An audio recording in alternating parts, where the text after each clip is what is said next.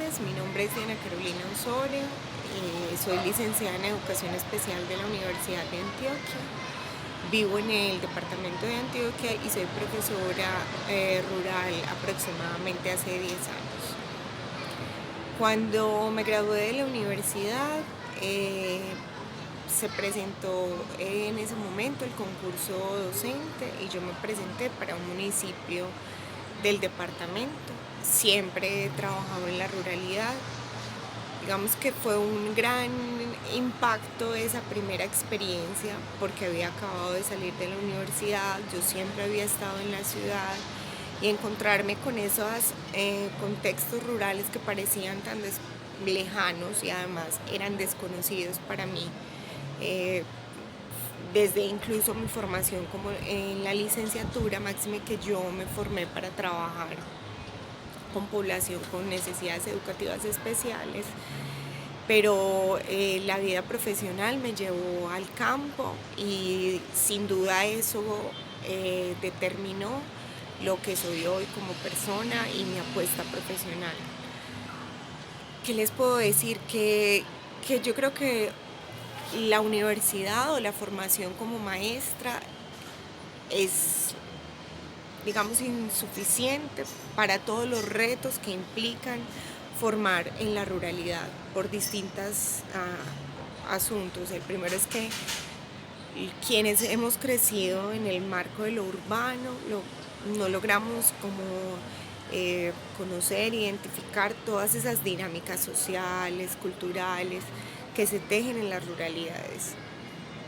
Y dos, porque nuestra formación en la universidad está centrada en esos currículos centrados en lo que ocurre en lo urbano, en la organización del currículo a través de los grados, de las materias, un poco atomizado, segmentado el currículo y el conocimiento. Asuntos que están lejanos a lo que se debe pensar cuando se están en las aulas en la ruralidad, puesto que en su mayoría cuando tú eres profesora en la ruralidad debes ser monodocente. ¿Esto qué quiere decir? Que eres profe de todos los grados de la básica primaria, incluido el grado de preescolar. Eso, por supuesto, son retos a los que tú todos los días te enfrentas, de cómo transversalizar el conocimiento, de cómo todos los días tú debes y tienes que aprender sobre todas las áreas, puesto que tu formación de base no te formó en español, en matemáticas, en ciencias, en sociales, pero en la escuela debes formar en todos esos contenidos. Entender cómo crecen los vegetales. En Antioquia, por ejemplo, la producción del café, que fue básicamente el producto de una gran parte de nuestras regiones. Entender qué significa para los niños y las niñas la cosecha de café, la llegada del mes de septiembre, que es cuando se coge café, cuando muchos se van, para los cafetales, y no solo ellos, sino sus familias. De las grandes transformaciones que a nivel personal me han implicado la ruralidad es entender, por ejemplo, el lugar de las mujeres en estos contextos, la relación que tenemos con la tierra, con los territorios, la organización de las familias, las dinámicas, los afectos que en la vida campesina se tejen. Yo creo que es una experiencia magisterial distinta a lo que implica la vida en la ciudad y también lo que implica ser maestro en lo urbano. Solo les diría que es un camino maravilloso que enriquece, desafía todas tus posibilidades, tus ideas sobre enseñar, tus ideas sobre aprender y sobre todo transforma tu ciudadanía como colombiano. Compañeras y compañeros de la Universidad Pedagógica Nacional, mi nombre es Valeria Rugelis Vázquez, soy egresada de la universidad del programa de licenciatura en Educación Infantil y realicé mi ciclo de profundización en el área rural y escenarios no convencionales. Actualmente me encuentro trabajando en el municipio de Villapinzón en una escuela rural de la vereda Casablanca.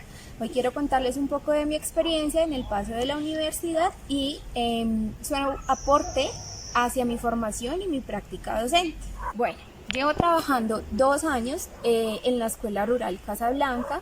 Allí esta escuela es multigrado, es decir, que trabajo con 3 cursos, tercero, cuarto y quinto, y tengo una compañera docente que trabaja con preescolar, primero y segundo, que se denomina el ciclo de primera infancia. El trabajo de multigrado nos ha dado muchos retos como docentes, puesto que no es un aula o un escenario convencional de educación, son muchas temáticas, muchos contenidos y hay que buscar las estrategias para adaptarlos a la población, a las necesidades de los estudiantes y a los diferentes grados según el nivel donde estemos laborando. Durante mi trayectoria por la universidad tuve la oportunidad de participar en la práctica rural.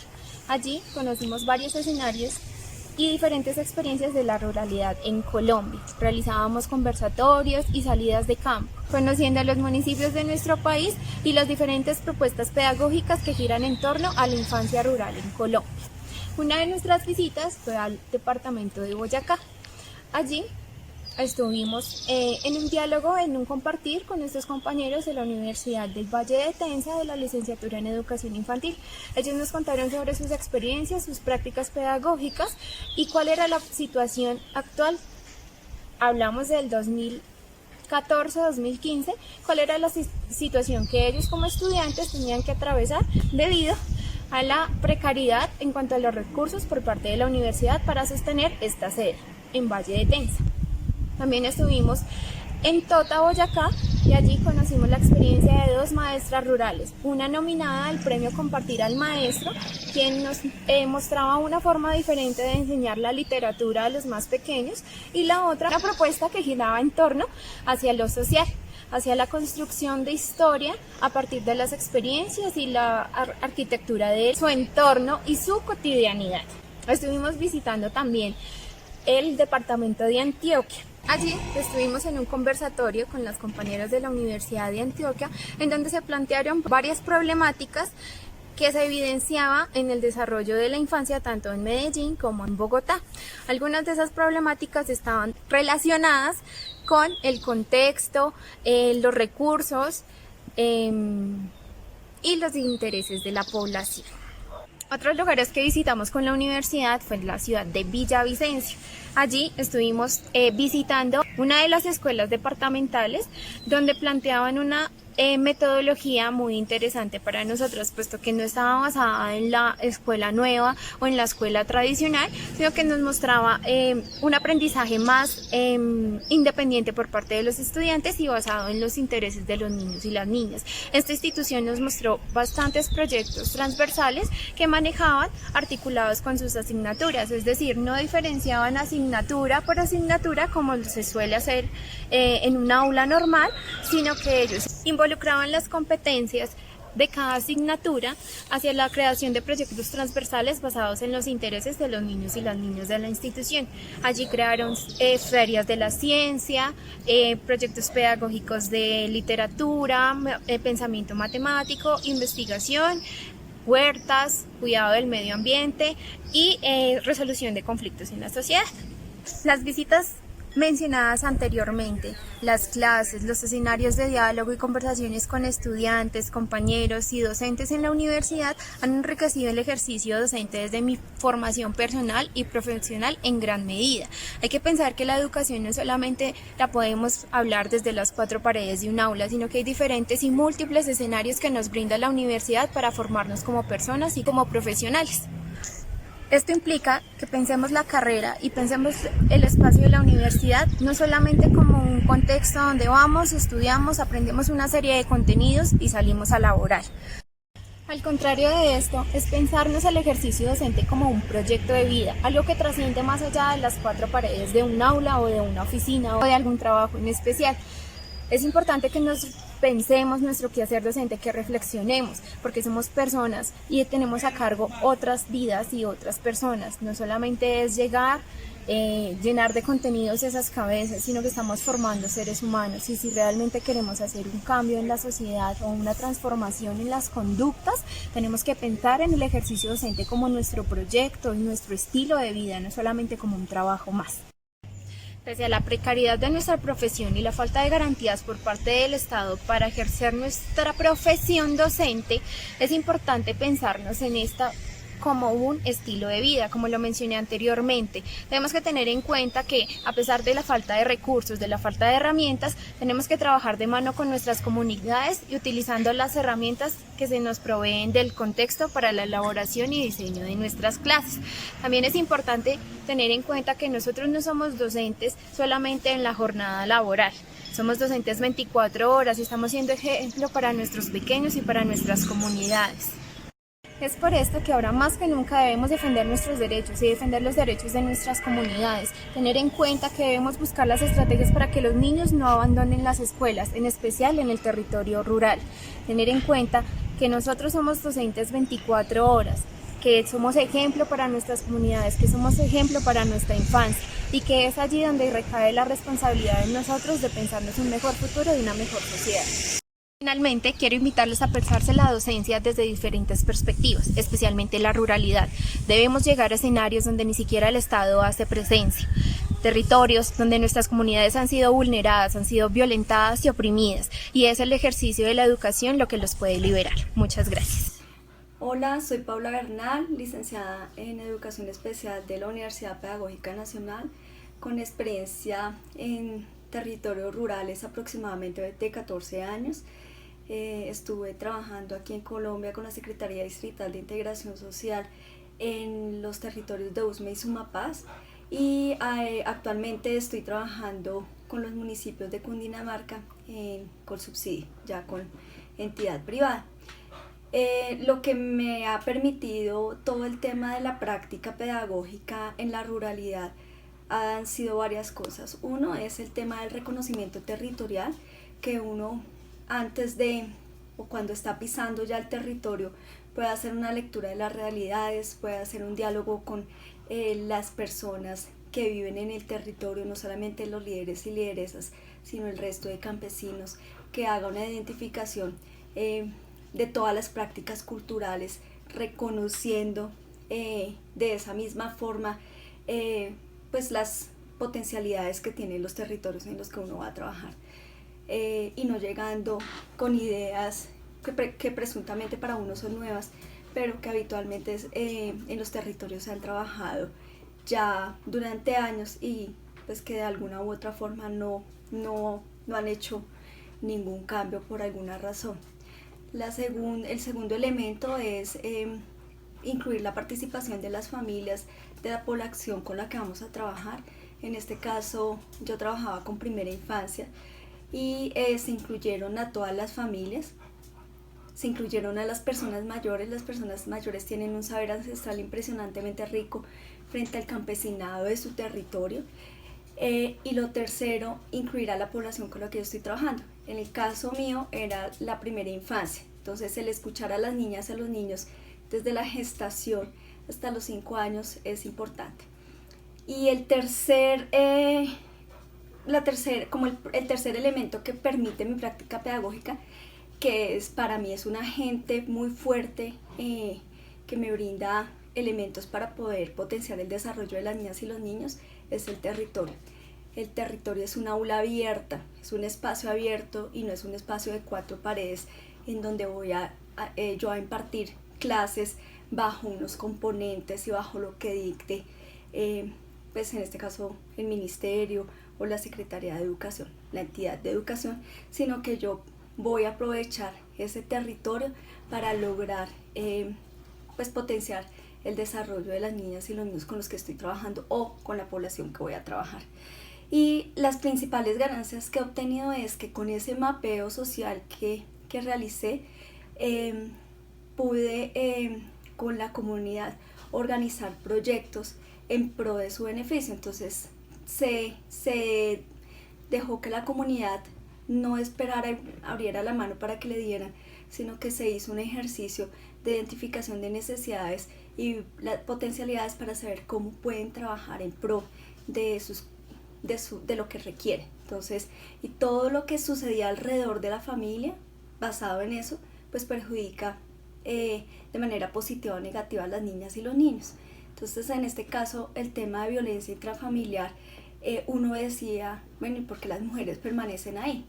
Efectivamente, hay un tema cultural, hay de historia, en donde teníamos que hacer unas transformaciones para identificar cuáles eran las necesidades y el por qué las mujeres no se iban.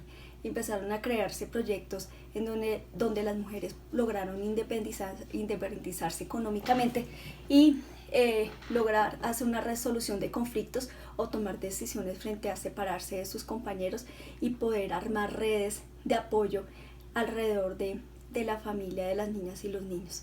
Y las grandes dificultades es la poca credibilidad que tienen las familias campesinas en el Estado, porque han sido muy abandonados.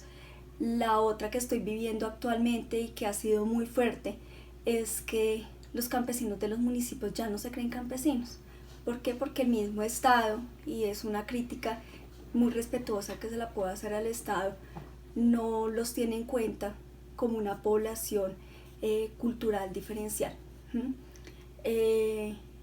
Y la otra es que quieren ver a los niños en cuatro paredes, aprendiéndose las cosas de memoria, con planas, con cosas que no tienen ningún significado, dejando de lado todo el tema cultural, todo el tema de arraigo campesino, que la verdad eso potencia desarrollos no solamente de las niñas y los niños, sino comunitarios.